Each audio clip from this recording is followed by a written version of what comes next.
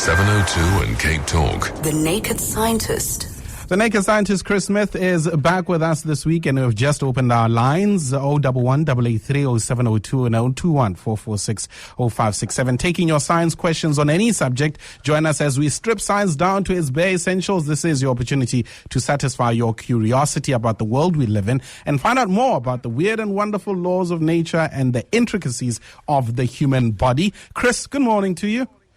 Good morning. I have to say that I'm glad to be here, standing in, especially on a Friday, because I've listened to you enough times. So now it's time to interact directly. And interestingly enough, in the latest science news, the earliest evidence of the Earth's magnetic field has been uncovered in Australian rock samples dating back 4.5 billion years. Now, Chris, why is this magnetic field important for us, and what is its purpose? Well, without our magnetic field, the Earth would be like Mars. It would be a dried-out, desiccated prune of a planet, because the magnetic field the planet creates fends off the radiation that rains in from space and another form of radiation called the solar wind. And the solar wind is this maelstrom of charged particles streaming away from the sun, which is deflected by the magnetic field around the Earth and around our atmosphere. If it wasn't there, then that solar wind would pluck away components of our atmosphere in the water, and eventually the Earth would have no atmosphere, it would have no water, and it would end up a bit like Mars. So this is critical to the fact that the Earth is such a nice place to live. But we also don't really understand how the magnetic field is formed. We have theories, and we really would like to understand more about when it got going in the early days of the Earth, so we can refine our models of the development of the planet.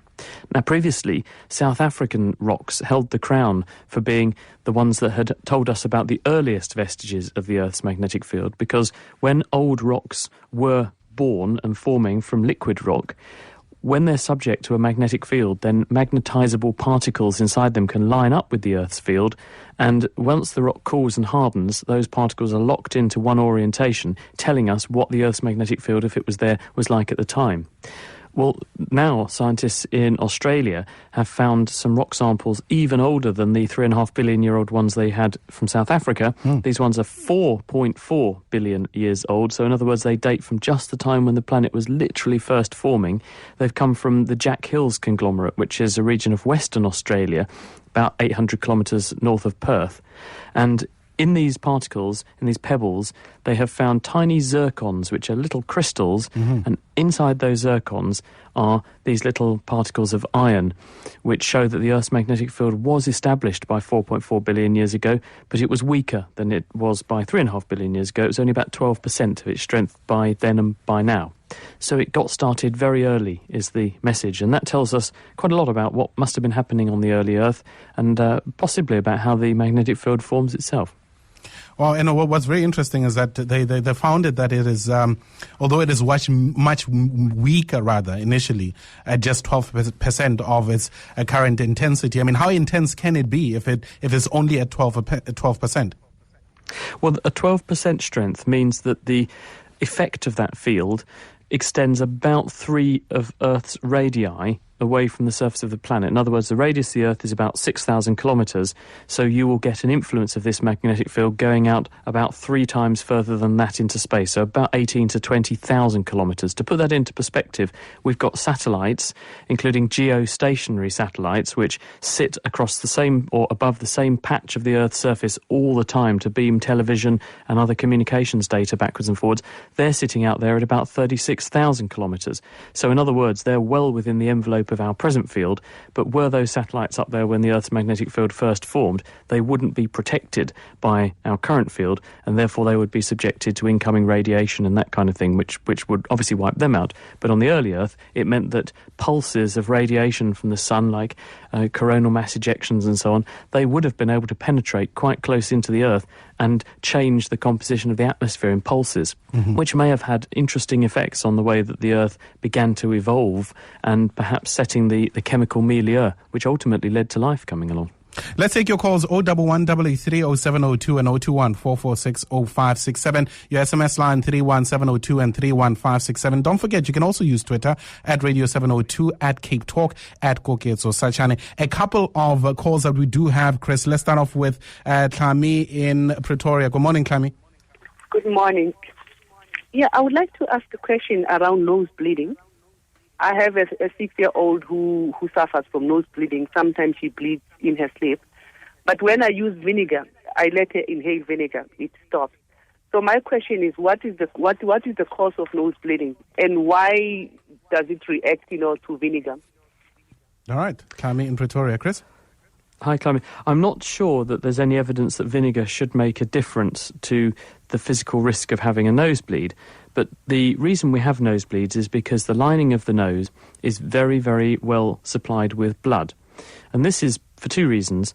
One is that you need lots of warm blood coming through your nose in order to warm up the air that you breathe in through your nose, so that by the time the air gets into your lungs, it's at body temperature, not cold air, and that's more comfortable for you.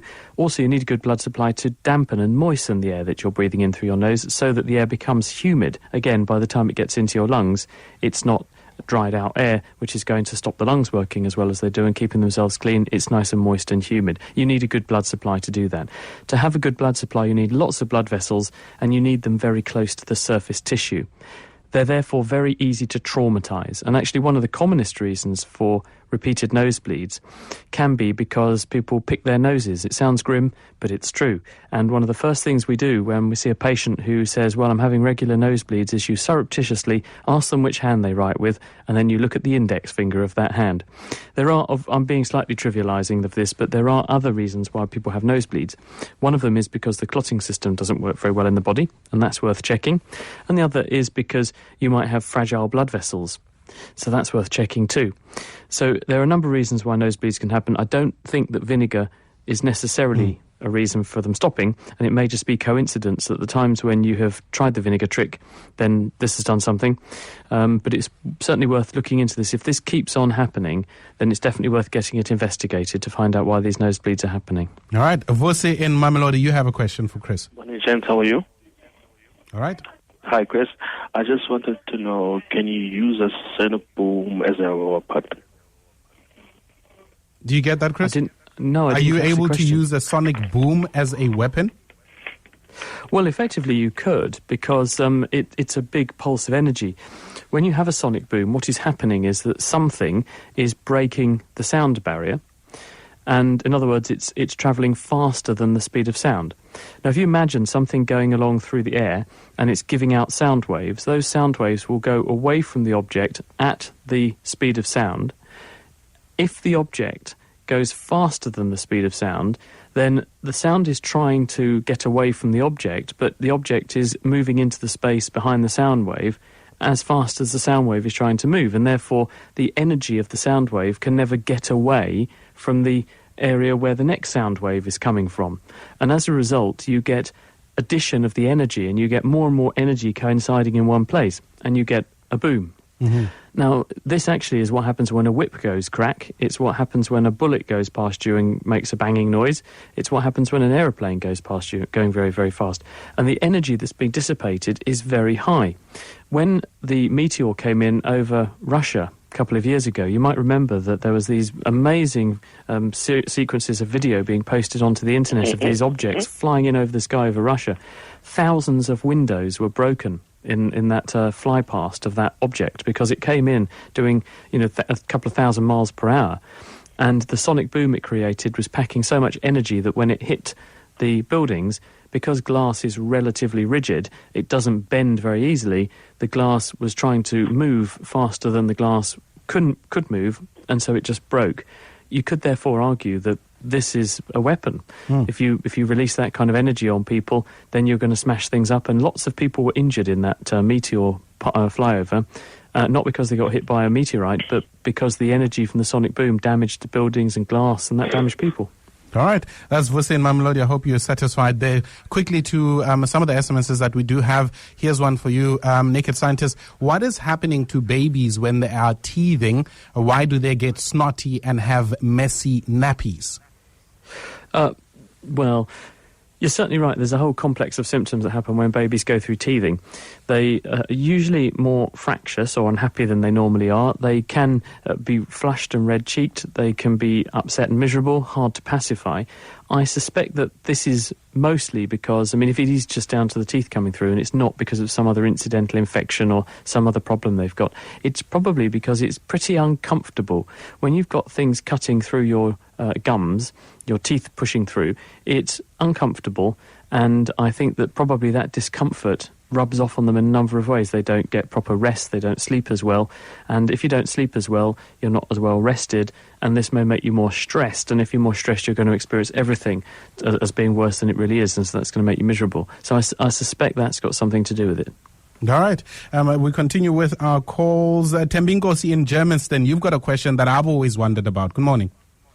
Gentlemen, my question is it healthy to live with your blanket over you when you're sleeping? You got that, Chris?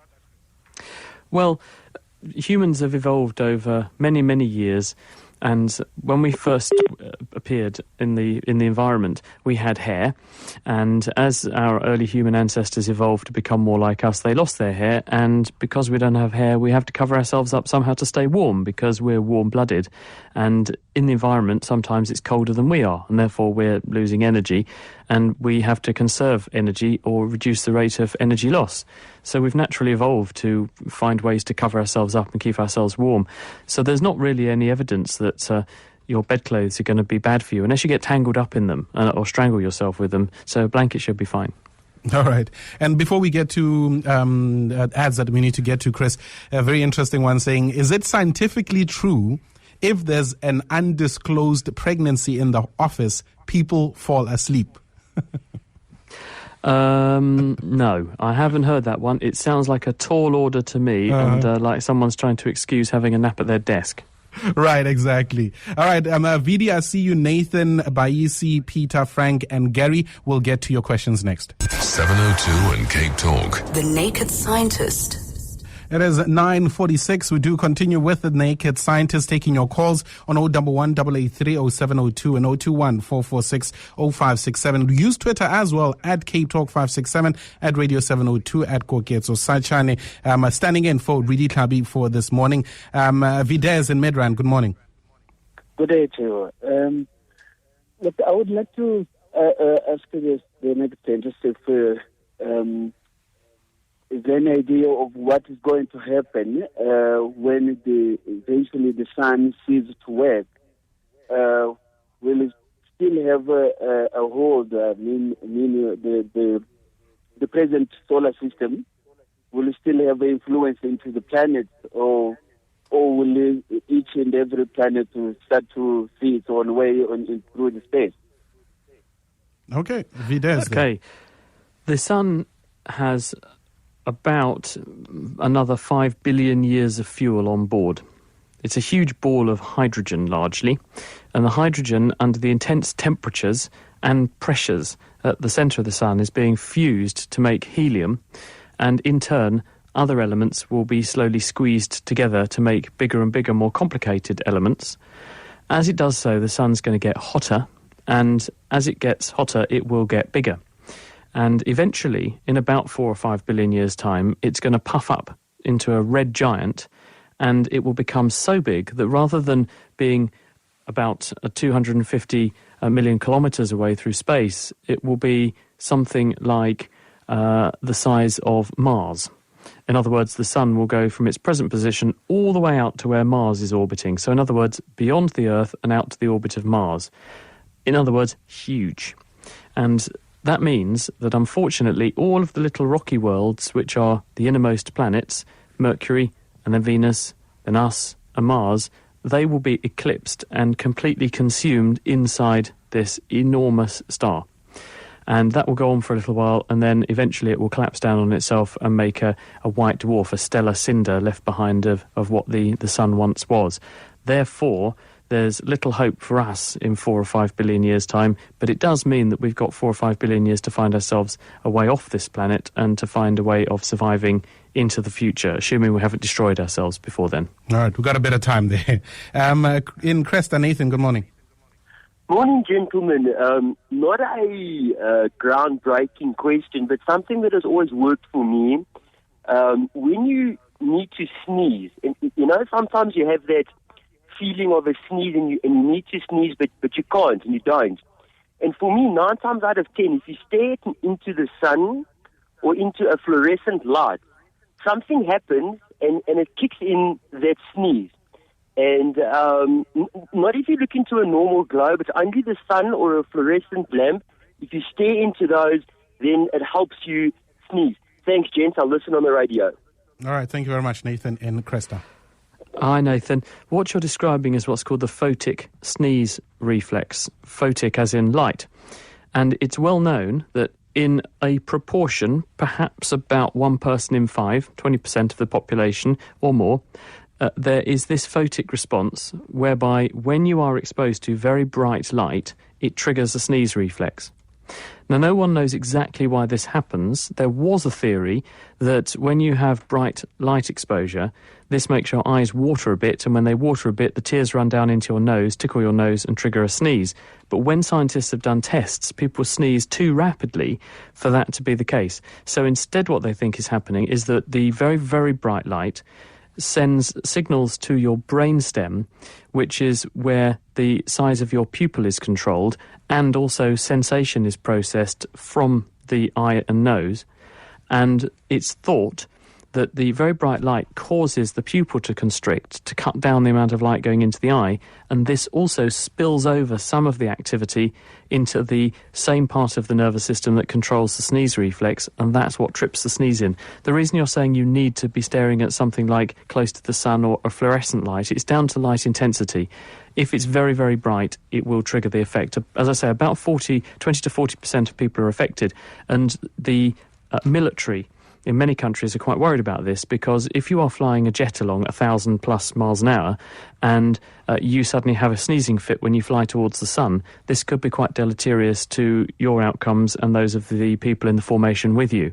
And therefore you need to identify who the people are that this seems to be happening to, because there's some evidence it may be genetic, it may run in families, some people are more predisposed to it than others. And so finding those people who are not subject to this, they're likely to make the best pilots. All right.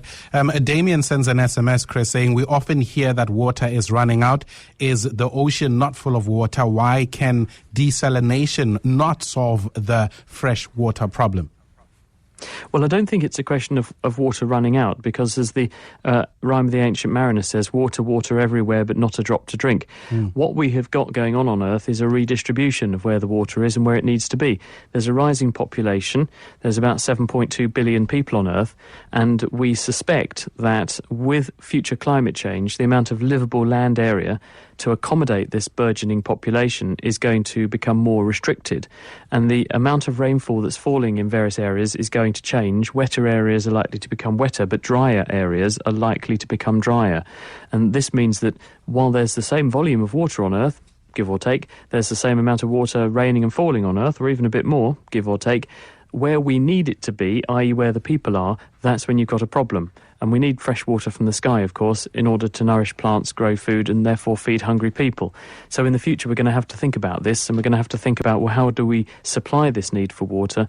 And exactly, things like desalination, but done in a very energy-effective and efficient way, that's going to be a priority, because trying to get the salt out of water to make clean water uses huge amounts of energy with present technology, and that would compound our present climate change concerns, because if you had to use fossil fuels to do that, you'd obviously be making the very problem that was driving your water deficiency partly worse. So we need to think about that carefully, and scientists are working on that. They're coming up with ways to use, for instance, solar energy to do desal. All right. With 4 more calls left, Baisi, Peter, Frank, and Gary, I'm going to ask you to be quick with your questions so that we can fit all of you in 4 ways. Baisi, good morning. Good morning. I just want to find out, my mother is 89 years old, and then she used to complain about sounds in her head. And then I took her to a neurologist. They couldn't find anything. Eventually I took her to the audiologist. She then found out that she has lost about between 30 and 40% of her hearing. And then these noises, that the loss of memory can cause that kind of thing if you have lost the memory. You know, like sounds like in her head, or like shh. I just want to find out. Okay. Loss of memory and its impact on hearing, Chris? Well, it's less likely that the memory loss is causing the hearing loss, although the regions of the brain that are concerned with memory are quite close to the regions of the brain that are concerned with how you hear things and interpret sounds. But what's more likely to be the diagnosis here is tinnitus.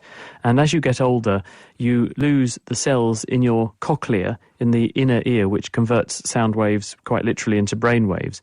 And if you lose those cells, you lose the signals those cells send into the brain so that you can decode the sounds coming in from around about you. If you don't have those signals coming into the brain, then what the brain does is to turn up the loudness to try and listen harder for those missing sounds, and in the process it amplifies the noise in the system. It's a bit like if you want to listen to someone talking on the radio and the radio is a bit quiet, you turn the volume knob up, but at the same time all the static and the hiss gets louder, and that's what we think is going on with tinnitus, and I suspect that that's partly the diagnosis in your mother. All right, thank you very much. Peter in Pretoria, real quick, good morning. Good morning, James. Yeah, I just wanted to quickly find out, with the Earth spinning around its own axis, if you had an Olympic event, a field event like shot put or long jump or javelin or whatnot, would you be able to throw the object further when you throw it against the rotation of the Earth than you would be able to throwing it with the rotation of the Earth? Thanks for that. Well, it certainly makes a difference. When you are dealing with massive distances, it does make a difference. And if you consider how boats, when you're in the Navy and you're firing shells, which are big objects over very big distances, you have to recalibrate your guns to take into account the fact that the Earth is spinning. And if you don't do that, then your shells are going to go off course because you fire them, and then they do actually, because the planet effectively is moved around in the time you've been firing your object, then they will feel what's called the Coriolis force, and unless you account for that, they will be off target. So it is an effect, but with a shot putter, unless you are a very, very, very, very powerful shot putter with the energy of a military gun, then no, it's probably not going to be a big issue for you. All right, last one on this in Montague Gardens. Good morning, Gary. Thanks for your patience. Good morning. My question basically is about sand. If you take the entire surface of the Earth, it's all sand. If you dig hundreds of meters deep, it'll be sand. If you take, for example, the Namib Desert, and you take the billions of tons of sand and you put the grains under a microscope, they're all basically the same size. Are those grains of sand going to get any smaller? And if they do, what you can end up with, like a powder or what? Okay, thanks, Gary. Chris? Okay, well, lots of the sand that we play around in is the product of grinding up the rocks which make up the Earth's surface. The Earth's got lots and lots of silicon and aluminium and silicates on its surfaces, and when they emerge from the molten interior of the Earth and solidify into rocks, they're initially hard, big lumps of rock. As they bash against each other, get weathered and broken apart, they grind down into these smaller particles. Eventually, they're going to stop getting any smaller because they will just turn into things you can't see, or they just pack down. So I don't think that you're going to get sand which becomes so tiny, because eventually the really, really small stuff will just blow away, and you'll be left with a threshold size of particle. You'll get a sort of stratification according to size and weight, won't you? All right. We are out of time, Chris. Thank you very much. It's been a pleasure talking to you. And of course, you will be with Reedy once again next week. I'll see you all next week. Bye-bye. Thank you, Naked Scientist.